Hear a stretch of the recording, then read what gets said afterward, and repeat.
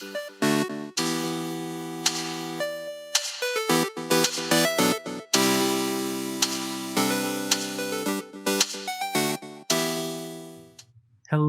and welcome to the Turn by Turn podcast. My name is Daniel, and this week, Chris and I got a really special opportunity to speak with Jin, the creator of Lawmage Academy.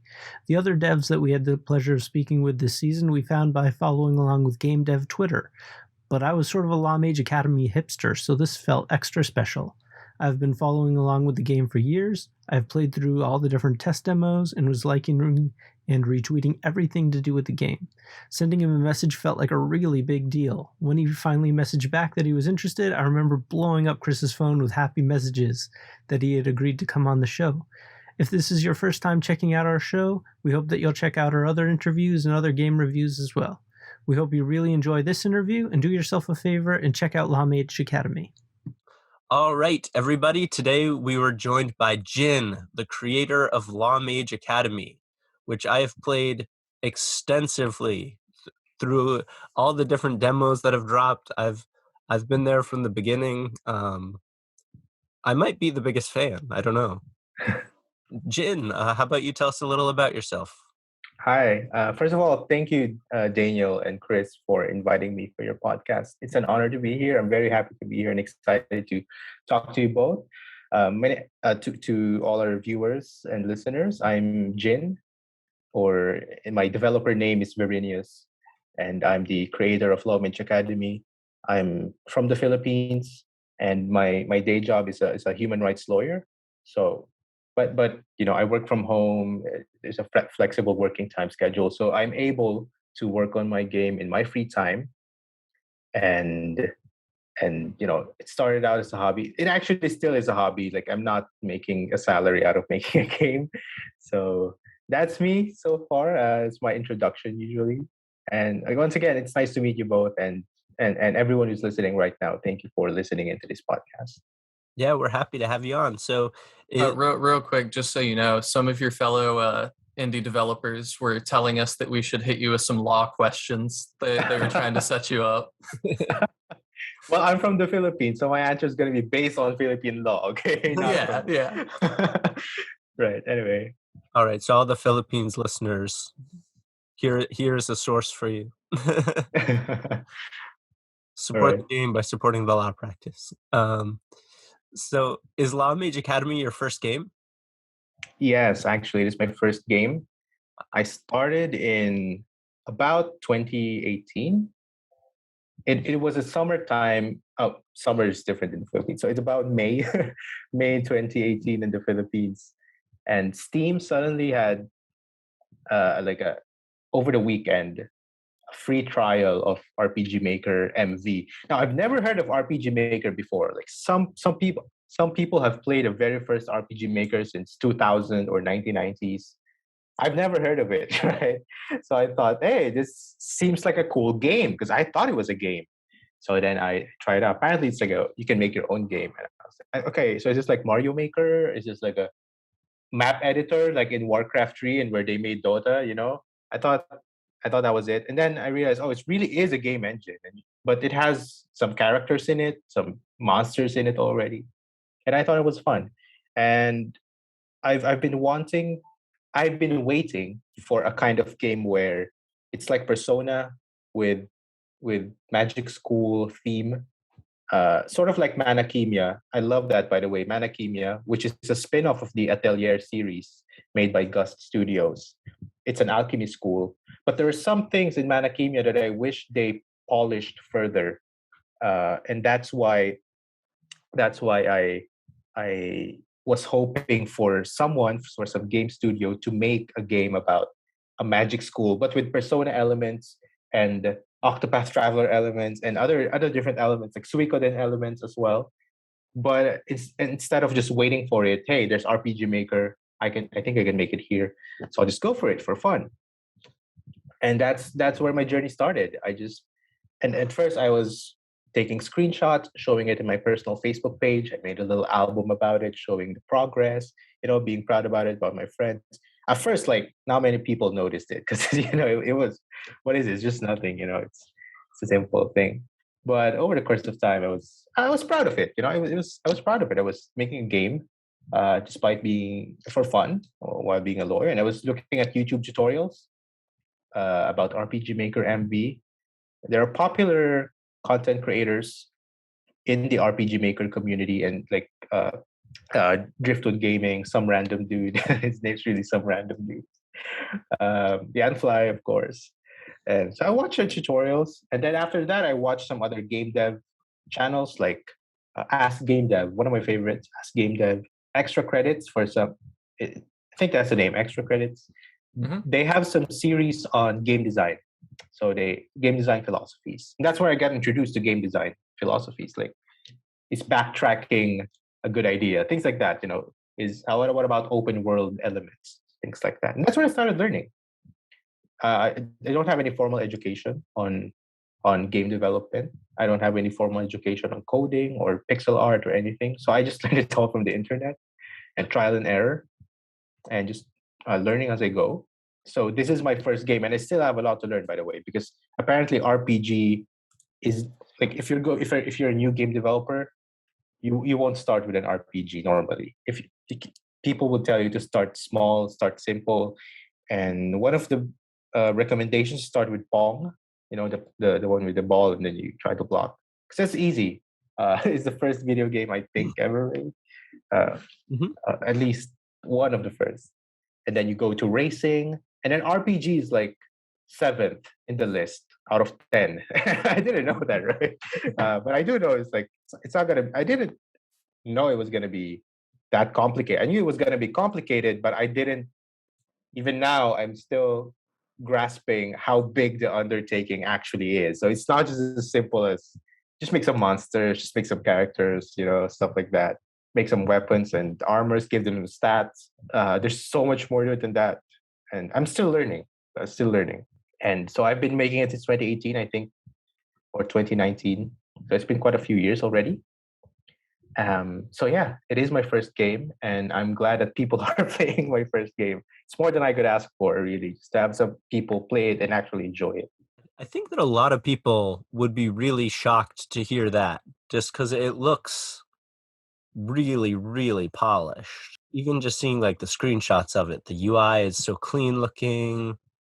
Like all the design is like really good. Right.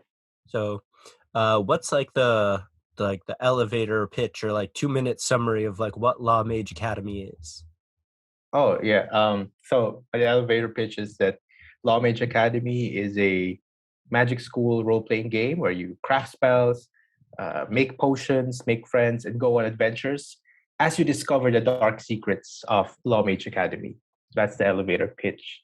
But Daniel, I have a question for you. I was just wondering, like, you mentioned before we started this podcast, you said that you played through the earlier versions, right? Yep, I played through these early versions when it was still the small like chibi characters, yeah, the smaller ones. Yeah, so people who are seeing the current version now, yeah, they might be shocked, but just keep in mind it didn't start out that way. It started out with less than ideal graphics. I mean, it was decent, but it was default RPG Maker assets, music, and the animations weren't. The animations took longer during that version, the earlier versions. So the battle was kind of slower. Also, the menu it didn't look that way at first, right? And the backgrounds now. So the idea was to create a prototype, a demo, and see, because it's my first game, I didn't know what I was doing. So I just wanted to hear from people, what do you think about this kind of game? And then I took the feedback, and then I polished it. I cut down the animations time, so it wouldn't take so much time. I took inspiration, from other games, how they did it, how they executed certain elements, and we can talk more about it later. But yeah, just keep in mind that. But I forgot to mention that I started this project more of as a personal journey to see if I can. My experiment was, can I learn a skill or do a project completely unrelated to what I'm doing? I have no background whatsoever. And all I'm going to do is just give it time, effort, and commitment, like 1 hour per day. just work on it 1 hour per day minimum. If I go beyond, that's great. If I don't, if I do 45 minutes, that's fine as well. But I was having fun, right? It was a stress relief. So that was just it. I'll just do it for 1 year, see where I go. I Sort did of it for like 1 year. practicing Yeah, an instrument a little bit. exactly. Yeah. Any skill, actually. Practicing a language, learning a language, learning a skill, learning a topic. And I did it for 1 year. And then I released the first version on itch. It was buggy, so I immediately replaced it with a working one. And then probably Daniel played the earliest versions. That was like 2 years ago, 3 years ago, right?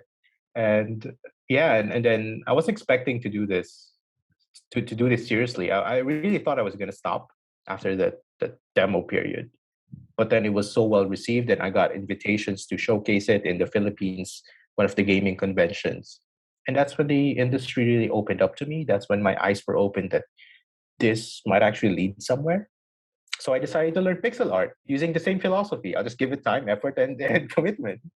So I don't know pixel art, so I'll just learn it. And what did I do to learn game development? I looked at YouTube tutorials. Okay, so I looked at YouTube tutorials.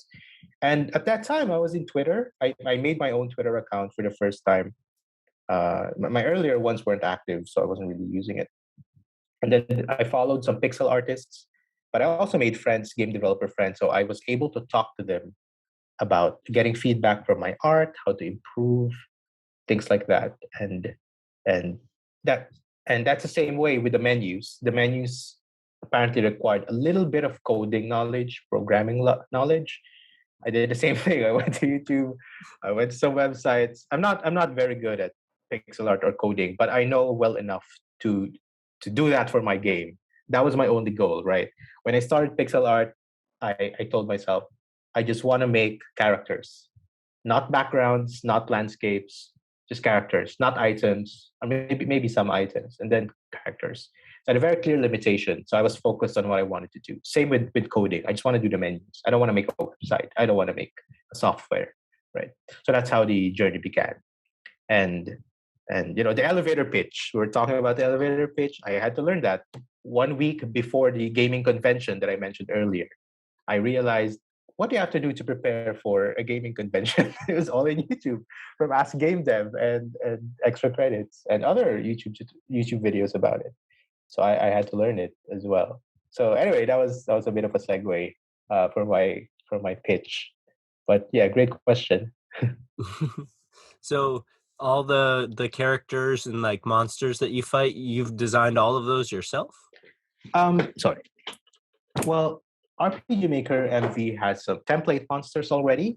Mm-hmm. So I use those as references for the designs.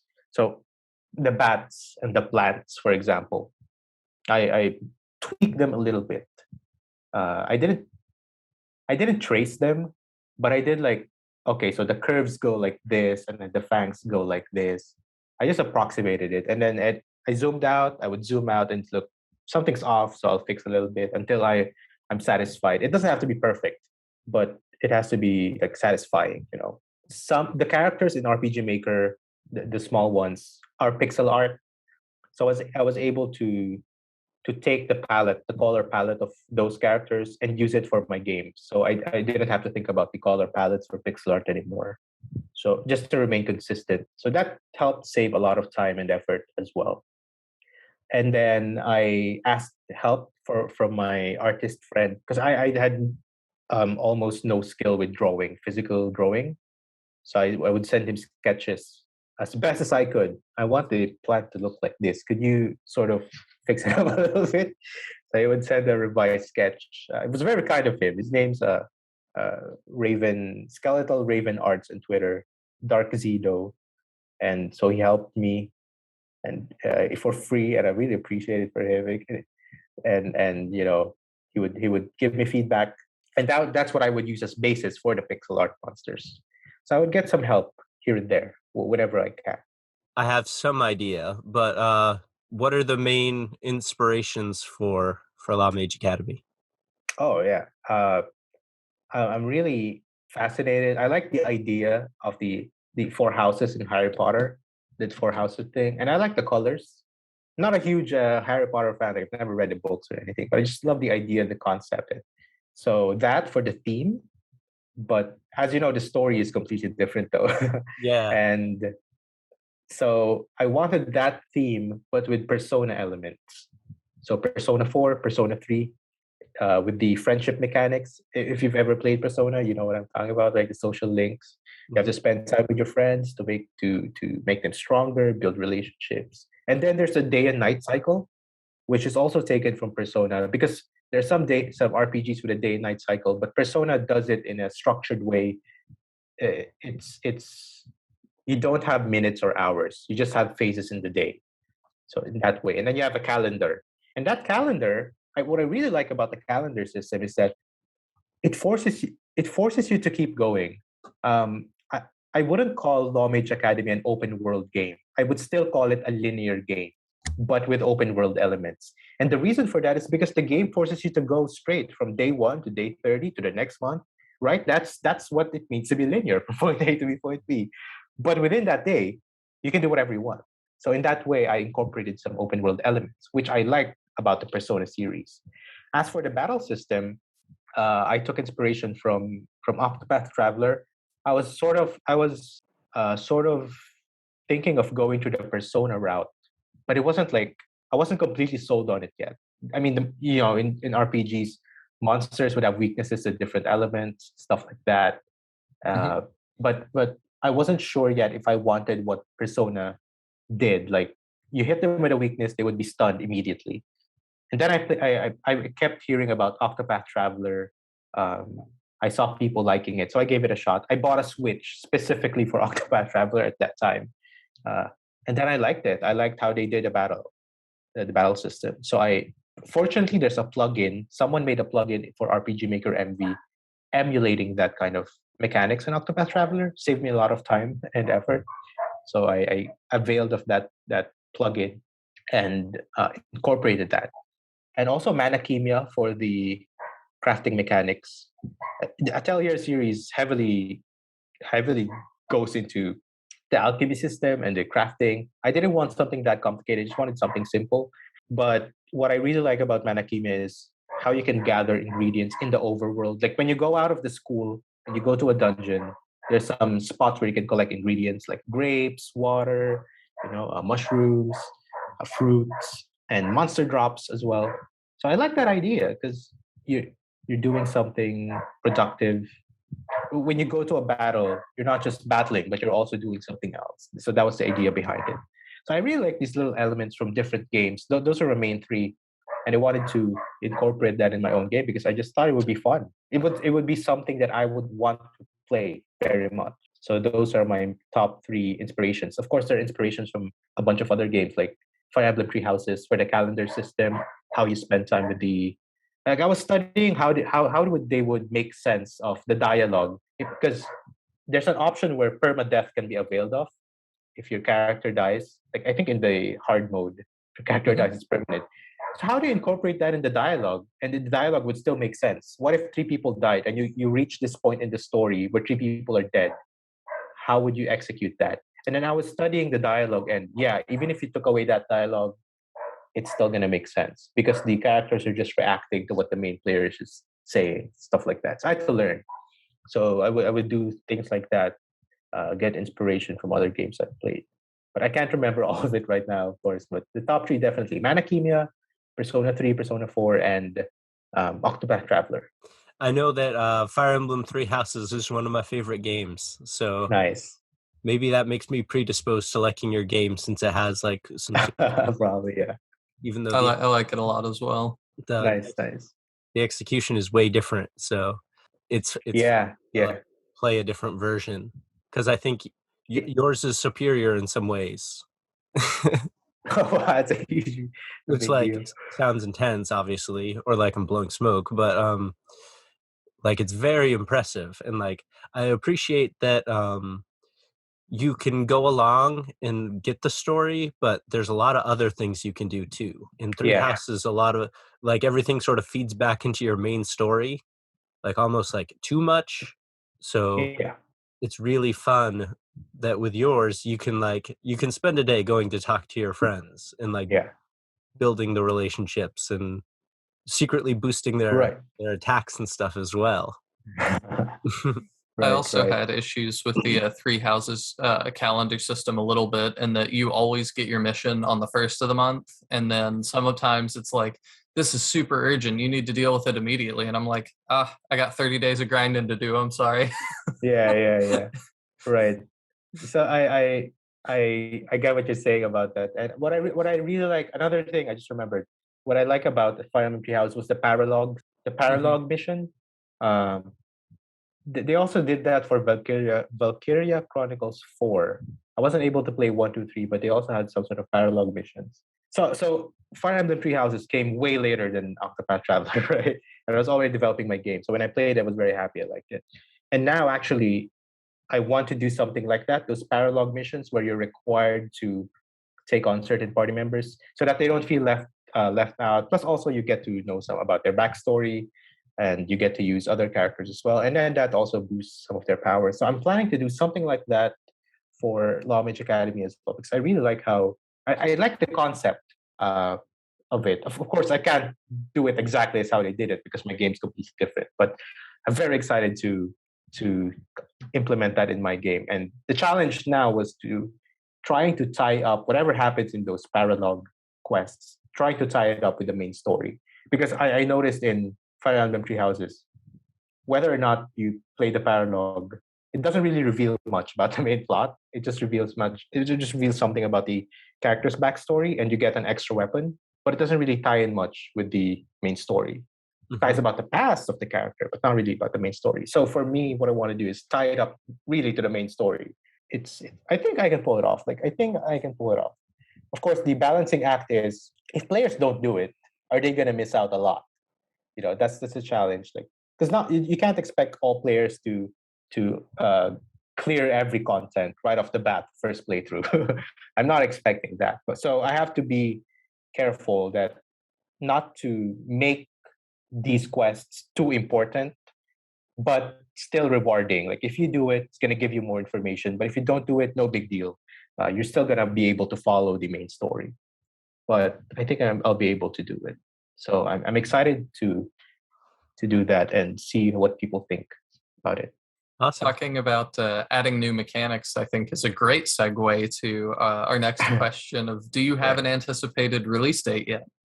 Initially, I was planning 2022, but then when I joined the Chicken Club Collective, a newly formed game developers collective. It's not a publisher, but they provide support to members of the collective. And I was talking to Gwen Foster, a very experienced veteran in the game dev industry, and we were planning about it. And I realized I think I should push it to 2023, because based on my timeline, I could finish the game late 2022, about December 2022 or November. But releasing a game on December, an indie game like mine on December, is a very bad idea because you're competing with a lot of other games, holidays, it's going to get, the PR is going to get overshadowed by other things. So I think it's just best to put it to 2023.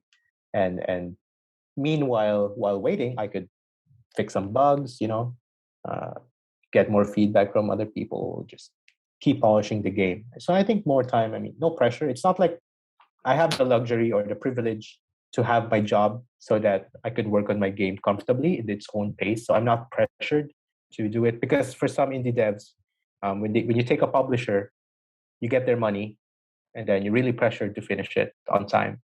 Otherwise, you might have some repercussions, right?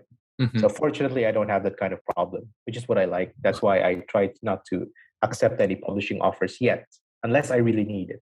But that's how it went. That's my anticipated release date, sometime around 2023. I hope that's okay for people. I'm sorry it's gonna get delayed, but hey, a delayed game is better than a rushed game. Mm-hmm. Mm-hmm. I like how there's also always kind of that asterisk that's like, yeah, I'm not accepting publisher deals yet, but there's always kind of that like, but if somebody wants to back a truck full of millions of dollars up to my house, like, we'll talk.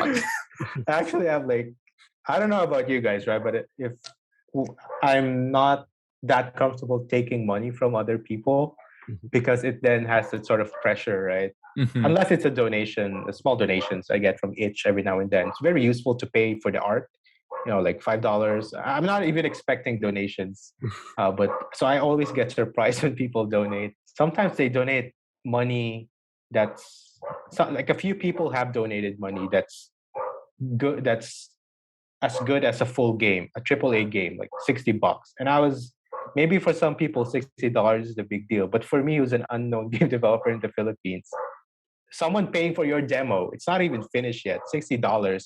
That's a price. That's how much I paid for Fire Emblem Three Houses, and you're paying me that price already. So I was very ecstatic when I received that. But I used that money for buying assets, resources for the game, and paying my artist that I'm commissioning to do the art, the characters, the backgrounds. So he's helping me with that as well.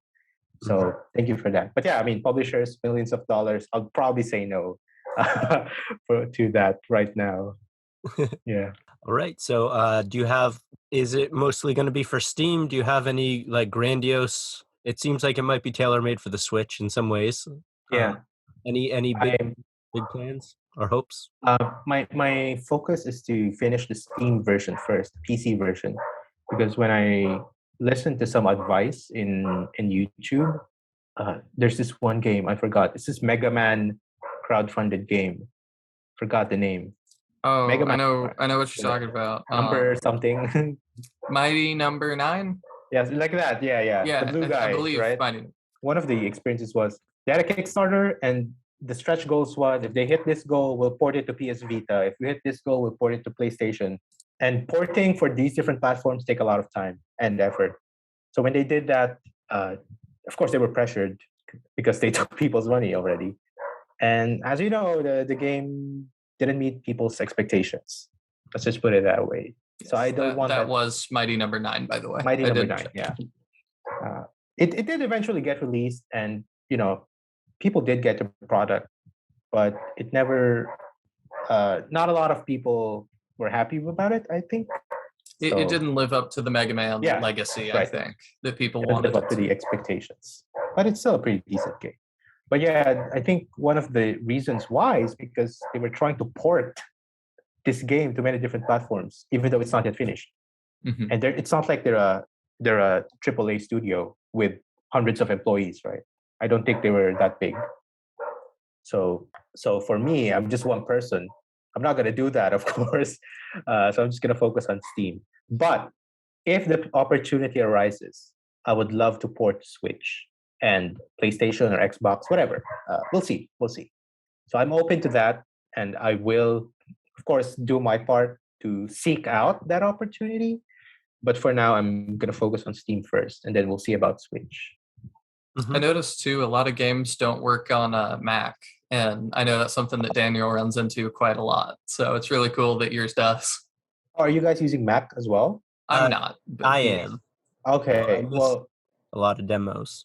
But yeah. Well, I don't know if you already know, but I work on the game. I'm working on the game with my only computer, which is a MacBook Air 2015. It's not even a MacBook Pro. It's just a MacBook Air 2015.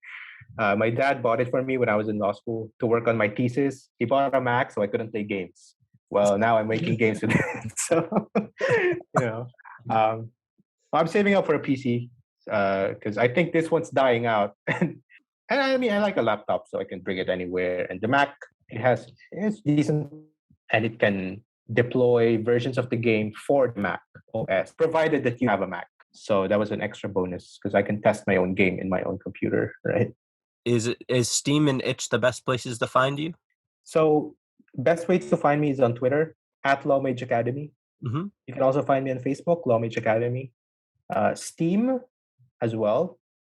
Please wishlist on Steam. If you want to support the game, do wishlist on Steam. And itch.io, you can download it there as well. If you don't have Steam, you can go to Itch. You can donate on Itch. And you can also ask the press kit on itch.io. But right now, I want to focus on increasing the wish lists on Steam because it helps with the algorithm. When you finally launch your game and you already have thousands of wish lists, it's going to help you put your game on the front page or something like that. Mm-hmm. That'll be great. Yeah, I think your game will really stand out just because of how polished it looks. I hope so. I really do hope so. Like you see a lot of like in development pictures, but a lot of the stuff you post looks like fully rendered, ready to go.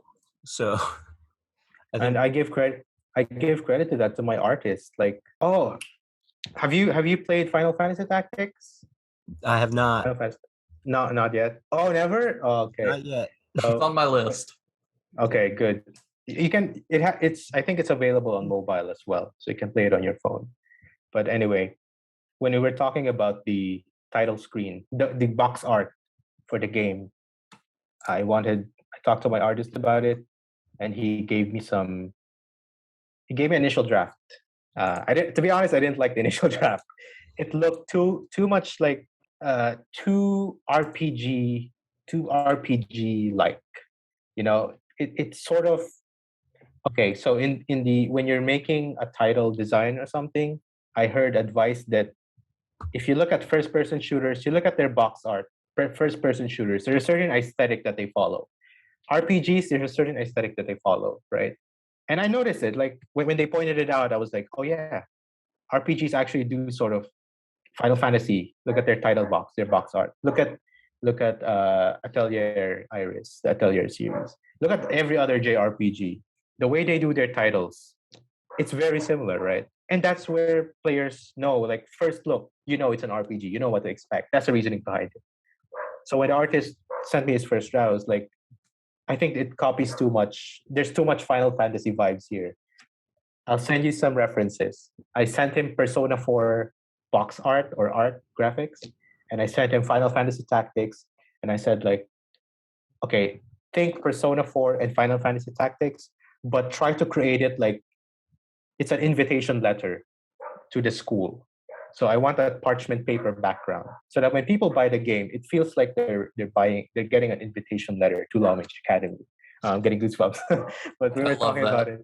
Yeah, when we were talking about it, and make sure you have some ribbons in the corners of the box arts and with the 4 colors representing the 4 different houses, and then the main characters, four main characters, 4 versions of the main characters, 2 guys, 2 girls, different colors, so they know there's 4 houses, things like that, and it's a black background. Don't put the world map on it because we want to keep that mystery in there. So we were talking about these things, and that's what I'm very proud of. We were able to make the box art now, and I think it does stand out. Like I honestly think it stands out from what I see, even from indie RPGs. I really think it stands out as a fantasy RPG, right? You'd expect goblins, people in armor. You'd expect the same kind of design in the title, and then my artist, he really captured the vision that I had for the game, and I was really happy about that. Let's work towards wrapping up. Do you have any final thoughts to share with the listeners before we end? Right. So I just hope that you enjoy. Please do try out the game, and if you're interested, I highly recommend and encourage everyone to wishlist it on Steam because wishlists help the game gain visibility. It helps with the algorithm and help it being discovered when it finally launches. I'm currently on about 3,000 wish lists, which is more than what I've ever expected. My initial goal was 1,000 wish lists. So thankful to the community and Twitter and everyone for inviting me in your podcast, different podcasts, and the features. We've reached 3,000 wish lists. Let's go for more. Let's reach for 5,000. Why not? So that would be really great. And when the game do launch, please leave a review. Could be a negative or positive, just be honest. But reviews really help. It does help a lot with the game. So looking forward to the release, and I hope you guys keep posted, stay tuned, and enjoy the game. Enjoy the demo. It's free and accessible. I'm not going to take it down anytime soon. And have a great day. Yeah. All right. And I just want to kind of piggyback off that and say you definitely need to play the demo. And then once you play it, you can come and thank me for recommending it. And then you can thank Jin for creating it. And then you can hound Chris for not having played it yet. Chris, after this podcast, does that make you want to play the demo maybe? Yeah, it does. I really like all the differing choices and stuff and how it sounds like you've gotten it to matter. So I'm pretty sold. Yeah. Awesome. Cool. And let me know. I mean, by the way, feel free to reach out anytime. If it's Twitter, you can usually reach me on Twitter. I usually reply, especially now I've met you two.